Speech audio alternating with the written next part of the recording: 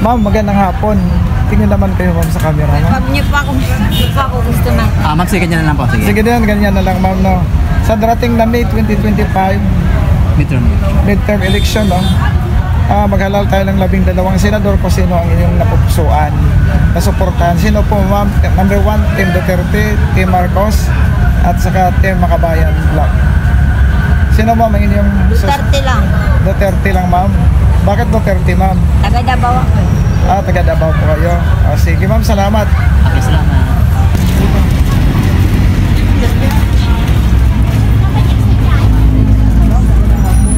Pwede kami na pagtawag.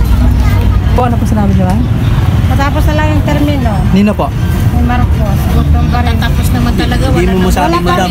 Ito. Kaming mga Ilocano mo yun. Malayan na rin yung puso mo para sa mga anak mo sa labas. Yes, kasi ama. nga, Alam mo, Teno. hindi.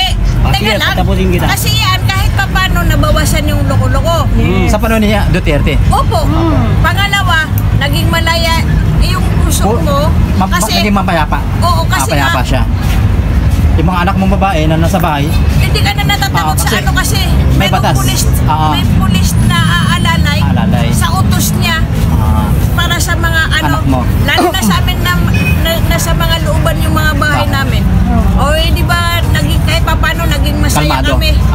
Kalmado kami dahil nga din sa kanya. At least tapos na siya. Huwag na natin banggitin yun kasi tapos na siya. Kahit paano nakatulong sa atin yan.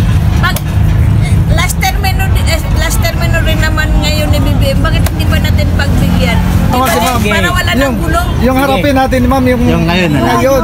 Yung ngayon naman, no, sir? Oo. Nagugutom ka. Yung pinapalabas ni Duterte ngayon na blanco na bond paper, ginagawa niya lang yun para siraan si Marcos, gawa sila ng pa-interview na i-impeach si Marcos din.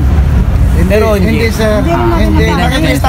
Nakikita natin yung totoo, yung ebidensya. Kasi wala naman tayo doon na gagawin pa ni Duterte na paninira. Yan kasi kung ano yung dinala sa kanya, yung recent na pinakitang dokumento, yung original yan, yung enroll bill, blanco talaga. Pero yung bycam yung general professional, Hindi, selection na lang, magkakalaman selection.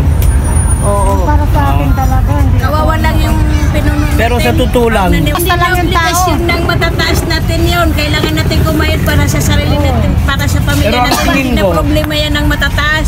pero ang Ang diin sa ko, kanila lang yung kapayapaan, hindi yung pati ba naman buhay natin mapasikaso pa natin sa mataas. Lalo na yung mga may kapansanan ko yan, no? Yung may mga... Hindi nila problema yun. Ang Problema sa akin natin yung yun. may mga kapansanan na Ang hindi sa atin lang yung nakatrabaho na maayos. kapayapaan. Lalong nahihirapan at nagugutom. Lalo na sa presyo ng bigas. Sa presyo pa lang ng bigas, patay na tayo sa kinilo. Ganun talaga ang buhay. Kumayod ka, huwag mong yan sa kanila.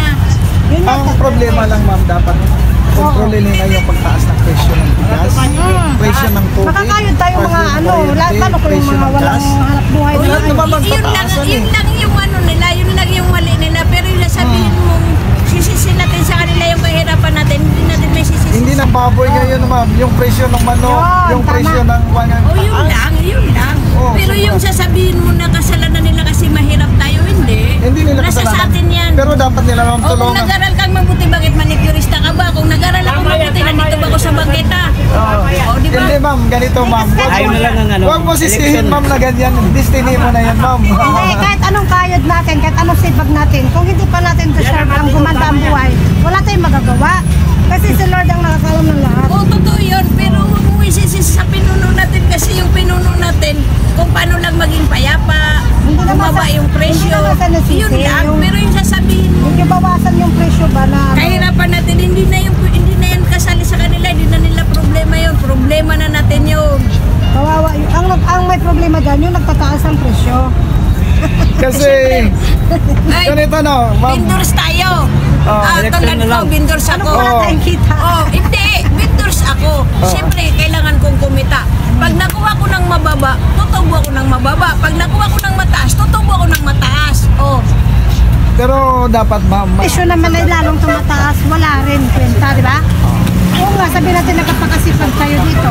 Ang tanong, Pero ma'am, marami tanong ko bang ma'am, kung kung sakasakali ma'am, kayo nung team ka? Team Duterte, Team BBM o Team kung si Makabayan? Duterte at si BBM lang, Duterte pa rin ako. Bakit po Duterte ulit? Kasi marami po rin siya natulungan eh. Tapos lalo na doon sa pandemic, yung naisipan niya magbigay ng mga tulong sa tao, di ba? Yung pera na pinamimigay niya, at least kahit pa paano, nakatawid gutom yung mga binigay niya. Sa loob ng Sa loob ng pandemic, ano? Parang At hindi lang pandemic. sa pandemic, kundi yung mga nangyayari dito katulad ng mga addict, mga magnanakaw, ganyan, di ba? Malaking tulong niya kasi inaano niya agad, inaaksyonan niya agad. Inaagapan niya. Inaagapan niya agad. Pero wala namang ano eh, wala namang pinatay Pero kung sa akin lang, kung i-ano ko lang si Duterte at saka si BBM, kasi kung totoo talaga, si BBM talaga ay binoto namin dapat, di ba? Binoto namin. Kaso nga lang, ang problema, matatapos na lang itong termino na to, dapat ina-actionan din niya yung pagbaba ng presyo. bilihin, no? Kasi sa kanya umasa yung tao eh, kaya maraming nagboto sa kanya dahil may pangako siya, di ba? Yung pinangako niya na bababa siya ang presyo ng babaan ang bigas. presyo, oo. Bumaba ho ba yung presyo ng bigas? Lalo nga kamo nagmahal, sir. So, kumusta yung pamumuhay po natin ngayon? Medyo mahirap. Kapag kami mga vendors o yung ibang katulad ako, manicurista lang ako. Opo. Pag walang kita ang vendors, halos wala rin akong kita. Kasi wala silang Kasi kung pambayad, wala no? silang pambayad, wala rin akong Oo. ano, di ba? Kaya dapat talaga, iniisip kasi nila, syempre pagkain muna, budget, gano'n. Opo. Magkano ho ba mamasigin nyo kada Sa palinis? paglinis po ay 100. Ang laki pa. Bale, 200 ang paakamay. So magkano ho ba yung natitake home nyo? Sa isang Depende, araw? sir. Hindi po ako isang araw, sir eh. Kasi kalating araw lang ako. May anak nga ako eh. May anak ako na pinapaaral na asikasuhin. Ah, okay. May baby pa ako na papakainin. Papakainin, pinapagatas. Oo. Ay kung tutusin, kinikita ko sa loob ng kalating araw. Mga 700, 800, minsan 1,000. Opo. Buong araw na yun. Ma'am, din nyo ba alam na 800, 700, 1,000 na kinikita nyo araw-araw, day nyo pa yung nag-uusina? Opo, talaga Nasa maximum po ang- kaysa magtrabaho po ako. Yeah. Pero hindi nga po ako araw-araw, sir. Dahil katulad nga po na dahil ako ay isang operada at hindi rin pwedeng tumanganga lang din ako sa bahay kasi yung sahod rin ng asawa rin, syempre, Kulang hindi naman pa. sapat, kulang pa. Lalo na kung sa loob ng isang buwan, di mo masabi yung katawan mo. Opo. Magkakasakit tayo, magpapacheck up ka o ano, bibili ka ng gamot. Di ba yung sahod ng asawa mo? Nagagamit. Kailangan siya, oo, magagamit yun dahil kailangan niya magbali sa Opo. trabaho. Kasi kung hindi siya magbabali sa trabaho, wala tayong pambiling gamot o ano. So ibig sabihin po, hindi pala kayo araw-araw na Hindi ako naglilinis? araw-araw, sir, kasi inahapo ako eh. Okay. Opo, inahapo. Bawal ang mapagod. Bawal din ako mapagod, pero kaya siguro sa isang linggo is 3 times lang. 3 times. Opo. Kaya nga yung inaano ko ngayon, ako sa totoo talaga, sir, kahit na hindi ako, ganito lang ang trabaho ko, pero tumutulong ako sa mga kawawa, katulad ng mga nanglilimos. Kumbaga nagbibigay. din Nagbibigay kayo, pa ako, nag-abot sir. kayo. Oo, nagbibigay ako hindi lang sa pagkain, kundi pera din. Na kunyari, kung ayaw niya ng pagkain, sabi ko, anong gusto mo? So, sabihin na lang, pera na lang po.